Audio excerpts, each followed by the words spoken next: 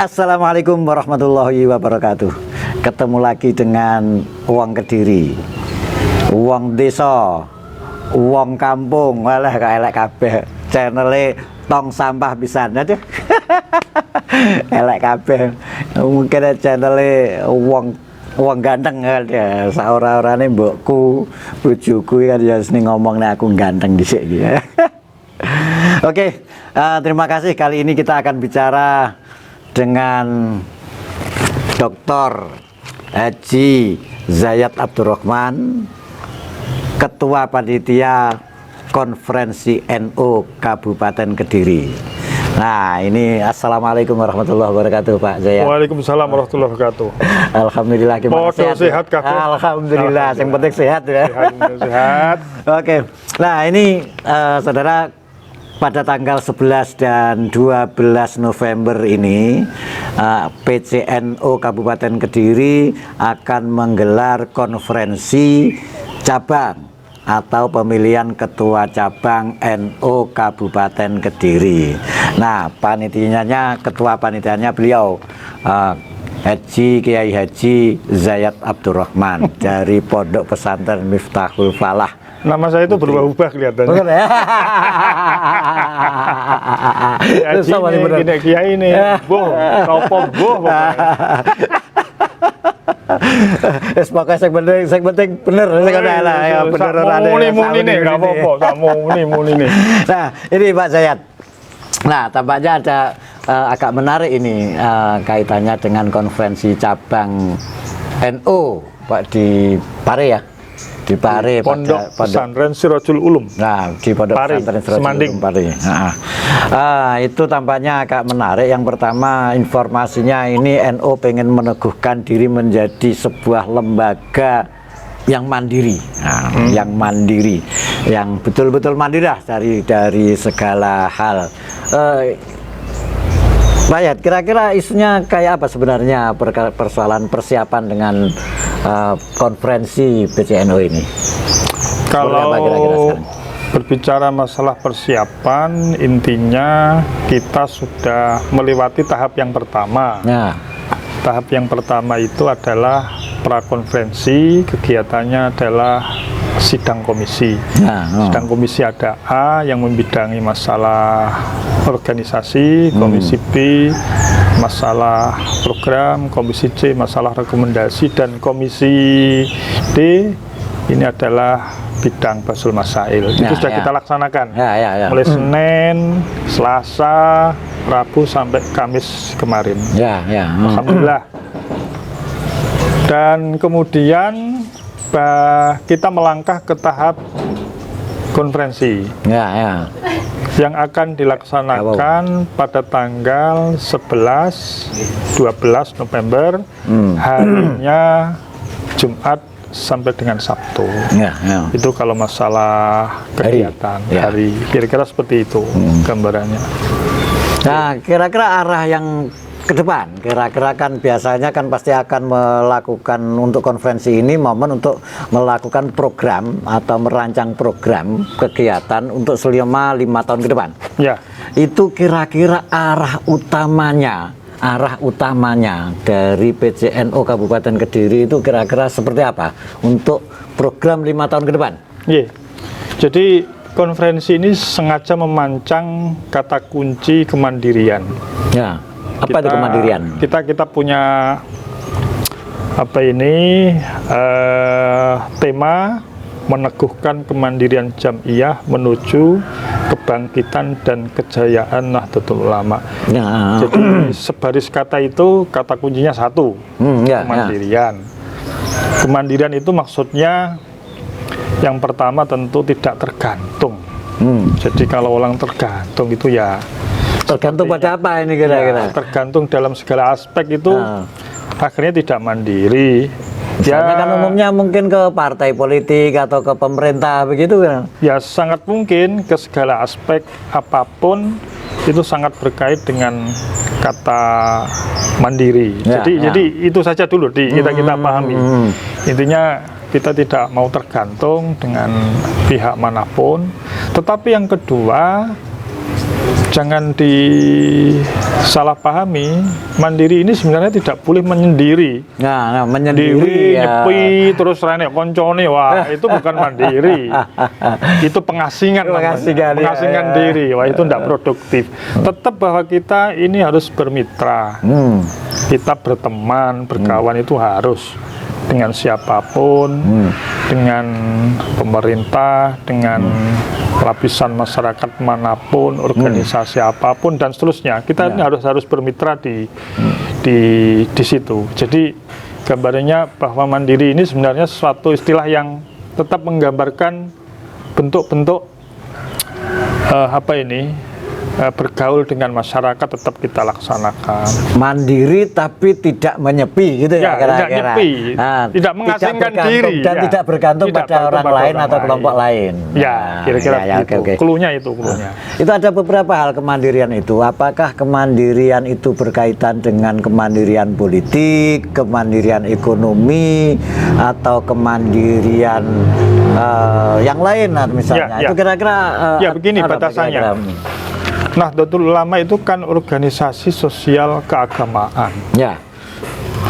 Dia tidak memiliki bentuk-bentuk secara formal sebagai partai politik. Ya. Jadi harus dipisahkan betul bahwa ini organisasi sosial keagamaan dan bukan organisasi politik. Kira-kira begitu. Agar kita bisa membedakan secara tegas. Kalau memang kita sudah menempatkan posisi sebagai ormas sosial keagamaan, maka kita harus mencurahkan segala perhatian kita untuk tetap berada pada koridor sosial keagamaan. Pertanyaannya begini, Mas Bayu. Lah, kalau kemudian urusannya dengan politik bagaimana? Memangnya nggak ada urusannya. Tetap ada urusannya, tetapi kita mencoba untuk membuat satu skema hubungan yang yang berbeda agar bisa dibedakan dengan partai politik. Jadi ini perlu digarisbawahi. Tetap berhubungan dengan politik, tetapi dalam pengertian bahwa politik-politik yang dimainkan oleh Nahdlatul Ulama sebagai organisasi sosial keagamaan itu terbatas dalam pengertian politik-politik yang bersifat politik kebangsaan, politik keumatan, politik untuk memberdayakan masyarakat. Itu bisa kita masuki di situ.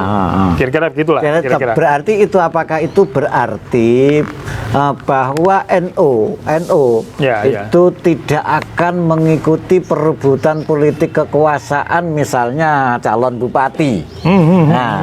Selama ini di Kabupaten Kediri, kalau saya lihat dari data-data tahun 2000, pilkada tahun 2000 sampai pilkada 2019 itu sudah ada 5 kali pilkada, dan nanti akan tambah lagi di 2024. Itu kader NU selalu dalam posisi wakil bupati. Dari 5 bupati yang ada pasca reformasi bupati pilihan. Tidak pernah misalnya saya melihat bahwa kader NU itu menjadi calon bupati atau menjadi bupati.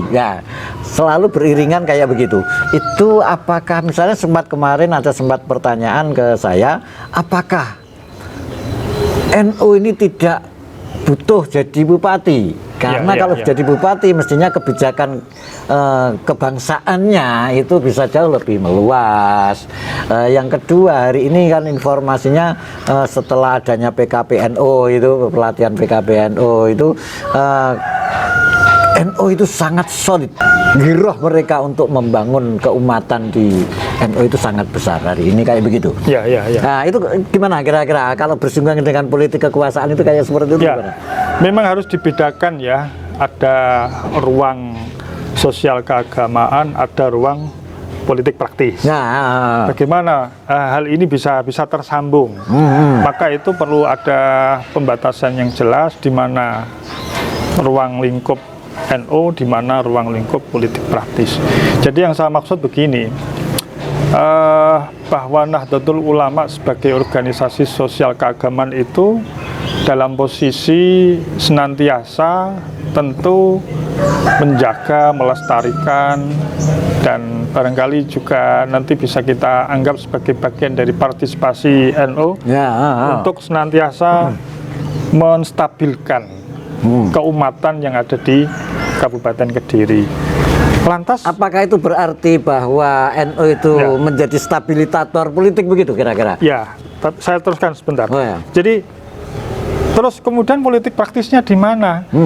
Lah, politik praktis ini kan sudah ada penghuninya yang namanya partai politik. Artinya, tinggal bagaimana kemudian Nahdlatul Ulama mensinergikan energi politiknya itu dan kemudian menitipkannya kepada partai politik. Tentu dalam pengertian agar politik ini senantiasa pada koridor yang saya sebut di atas tadi. Jadi mempertahankan keumatan, menstabilisasi masyarakat agar tetap hidup dalam posisi yang tentram, nyaman, sesuai dengan tujuan keorganisasian. Artinya itu ada sinergi atau saling berbagi peran lah kira-kira antara NU dengan parpol. Betul. Ya, kira-kira seperti itu. Betul. Kalau anak kandungnya Pak NU itu kan PKB ya, tapi kan tidak selalu mungkin apa gitu kira-kira, artinya sudah dibagi begitu, artinya bagi peran sana urusannya sini. Jadi intinya begini. NU tidak boleh masuk ke ruang politik praktis. Ini sudah ada penghuninya. Ini kalau kemudian NU memasuki ruang praktis politik, ini terjadi tumpang tindih. Atau sangat mungkin kalau kemudian itu terjadi, coba bisa dibayangkan. Bagaimana kalau yang terjadi sebaliknya? Ternyata politik praktis masuk ke ruang Nahdlatul Ulama. Saya tidak bisa membayangkan. Ini akan terjadi kegaduhan yang luar biasa kalau tidak dikelola seperti itu. Jadi yang lebih baik berarti semacam sinergitas dan berbagi peran itu ya. Berbagi peran saja. Oke. Kalau Rada pada rancangan rekomendasi ya, salah satu rancangan rekomendasinya pada bidang politik. Ya, ini pada bidang politik. Nah, jadi ini ada rancangan materi sidang Komisi C, rancangan rekomendasi Konferensi Cabang Nahdlatul Ulama tahun 2022. Materinya terkait dengan masalah politik. Nah, berpolitik bagi warga NU wajib hukumnya, agar kita tidak hanya menjadi objek partai politik saja atau sekedar dijadikan bahan rebutan, tetapi juga bisa membuat kebijakan tentang bagaimana berpolitik yang baik. Setidaknya ada semacam bargaining position tentang kebijakan politik yang secara langsung memberdayakan warga Nahdliyin. Nah, ini kira-kira bahasanya begitu. Bisa dijelaskan kira-kira bahwa politik itu, NU mengakui bahwa berpolitik itu wajib. Nah, gitu kira-kira seperti apa? Jadi saya sudah sampaikan di awal, hubungan NU dan politik itu sebenarnya sangat erat. Hanya pembagian perannya saja yang diatur di situ. Saya kira semua warga Nahdlatul Ulama juga harus melek politik. Nahdlatul Ulama juga harus berpolitik, tetapi politik yang bagaimana yang dimainkan di sana. Itu yang perlu dibagi perannya secara jelas, ruang yang mana, posisi NU di mana, dan ruang politik praktis yang mana. Itu yang pertama. Yang kedua, bahwa ketika terjadi pilihan kepala daerah, sebentar lagi ya ada pilihan presiden dan legislatif, itu tentu juga warga NU harus diberikan materi-materi pendidikan politik agar mereka memahami bahwa NU itu mau tidak mau harus menyampaikan aspirasinya. Ini penting untuk digarisbawahi, karena bagaimanapun kata kunci aspirasi ini menjadi instrumen untuk menyalurkan kepada pembuat kebijakan yang di sana tentu kita mengetahui sudah disebut sebagai anggota dewan. Sangat mungkin nanti juga di sana ada bupati, gubernur, dan juga presiden. Itu tentu sangat dikehendaki NU sebagai wadah untuk menyalurkan aspirasi sebagai masyarakat yang memiliki kesatuan ideologi Ahlussunnah wal Jamaah. Itu kira-kira saluran-saluran itu yang harus menjadi tempat yang strategis dimainkan oleh Nahdlatul Ulama. Secara umum kayak begitu ya. Ya, secara umum seperti itu. Terus ini kembali kepada persoalan kemandirian. Soal kemandirian yang saya temukan, yang kemudian saya dapat informasikan untuk kemandirian ekonomi dan organisasi di NU Kabupaten Kediri itu ada semacam bahasanya urunan kelitikan. Urunan kelitikan, 500 rupiah, 1000 rupiah dimasukkan ke kumplung, terus kemudian itu ternyata juga cukup besar hasilnya secara itu gimana itu sebenarnya proses itu? Jadi saya ini barangkali baru merasa bahwa NU akan terlahir kembali dengan kekuatannya sendiri. Tidak harus didikte oleh orang lain, pihak lain. Karena kadang-kadang mengapa didikte? Lah karena dibiayai, karena dibandani, ya sudah. Mau tidak mau, sudahlah kita tahu saja. Penak mesti kudu enek manute, kudu enek pengertiane. Kowe wis tak kei dhuwit ora kelem aku.